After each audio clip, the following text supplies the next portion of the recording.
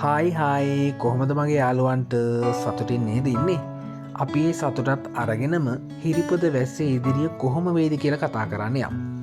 තිදැස්ගේ අම්ම තිදැස්ගේ දෝනිට නිකාන් සලකන්නේ පාරෙන් ඇහිදංාව අනාතලමෙක්ට සලකන වගේනි නේද.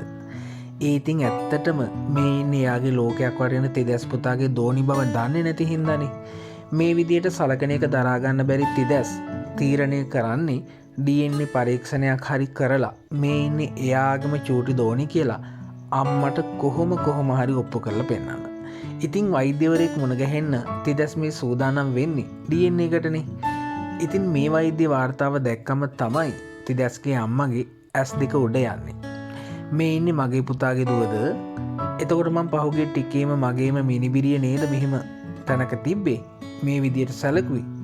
එහෙම හිතලා දෝනිව තිදැස්ගේ අම්මා ආදරයෙන් ලංකර ගනීද? එහෙම නැතිනම් මේ වාර්තාව බොරුවක්.